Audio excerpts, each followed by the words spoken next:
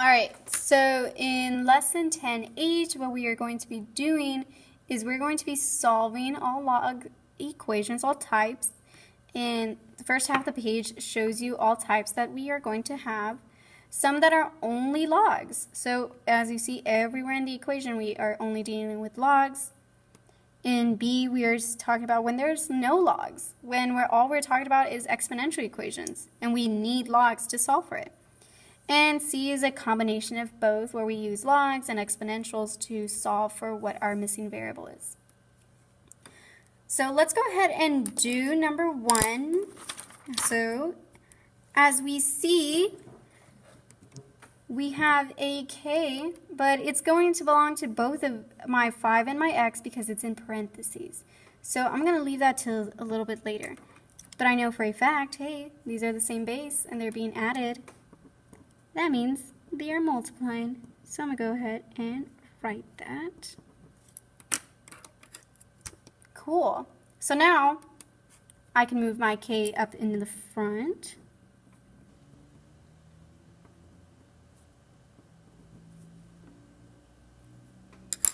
Now what I'm going to do is I'm going to do that wheel. I'm going to convert it from log to exponential.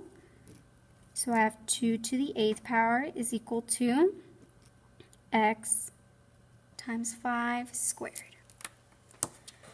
Now what I'm going to want to do is I'm going to want to get rid of this squared.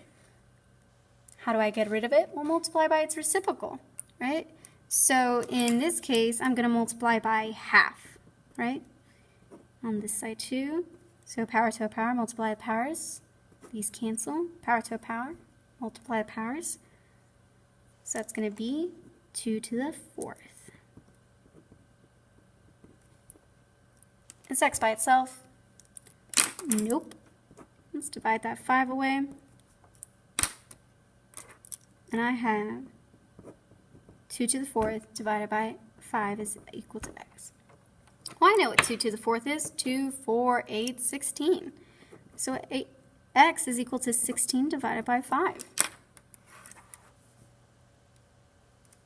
Alright, so first thing we did is we went ahead and started condensing, but if you have k's, in this case it's a little different. If you have k's, let's go ahead and mess with those first.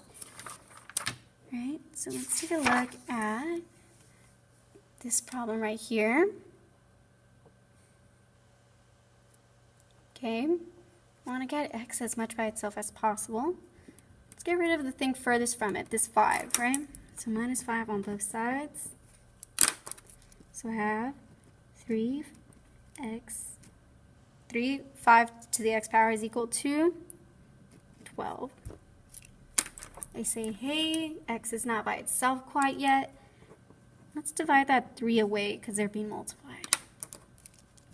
Okay, so 5 to the x is equal to 4. Okay, then I get a little bit stuck. I'm like, oh, well, I know I can't make this into a base of 5. So let's go ahead and actually convert this into a logarithmic equation. So we're going to do our little wheel method. So log base 5 to the 4th variable is equal to x. All right, I can put this in the calculator. Remember, I'm going to click math, go up twice to log base, and plug in everything I know. That is my answer. So it is approximately, x is approximately 0.86. I don't have to write too much. I'm good with this. I'm very happy if you write this. And that's it. So this is when we have a little bit of both, this combination one, right? Because we start off with just our, we start off with just our variables and we converted. We went all over the place. It's been great. It's been great. Try this one. It gets a little bit more complicated. So I have k's, so this 3 is a k, so let's go ahead and rewrite that. If you notice, we have no bases, so this means it's our common base. Remember, our common base is log 10. This is the common base. And what we tend to do is just write log. We don't really write log base 10. off traffic. So let's go here.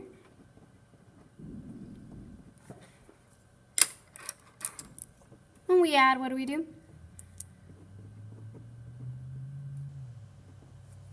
That's right, we multiply. Hey, we have the same base. So that means our property is saying these two variables are equal to each other. So let's go ahead and just look at that. Let's get rid of that 2 to the third, right? I'm going to divide that away. Let's use this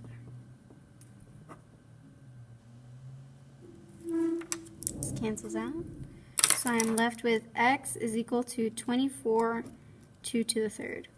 Well, I know what 2 to the third is, right? 2, 4, 8. Okay, 24 divided by 8. What? I know what that is. I know that's 3. So this got a lot simpler. So I know if I were to plug this 3 back in here, I would get log 24. Whatever that value exactly is, we can go ahead and plug that in. We would see, hey, it's actually 3. And let's take a look at the last one. So if you want to go ahead and pause it, try by yourself, you are more than welcome to. Again, like I said in the last video, I don't know how to timestamp or anything cool like that. I teach math, I don't movie edit. So just scroll until you find the answer and check if you are right. But everyone who is a little bit still confused, let's go ahead and do this last very, very complicated one together. So just like in the first one, it's a parentheses, this k, right? So I'm not going to touch it until the very end. Unlike in here, hey, this one didn't have a parentheses. I knew it belonged specifically to this 2. This one, I know it belongs to all of them, and I don't want to mess with that. I'll just leave it to the end. So let's go ahead and condense everything that we know so far. So over here, hey, I know these two, they're being condensed like this. When you multiply, when you add, you multiply, right?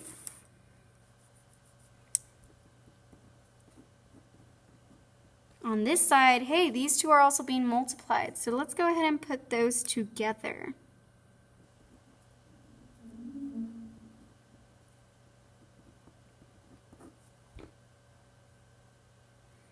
And then we notice something else. Hey, we have another condensing. We can go ahead and write, this is division, so 4 and 3. Oh, that's right, we didn't actually condense that way. We didn't do any kind of division.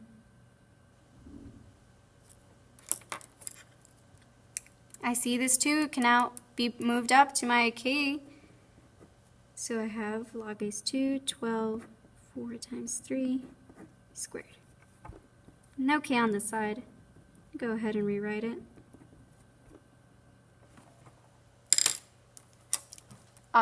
We can see we can use our property here. We have both the same bases. That means we can just focus on our actual variables.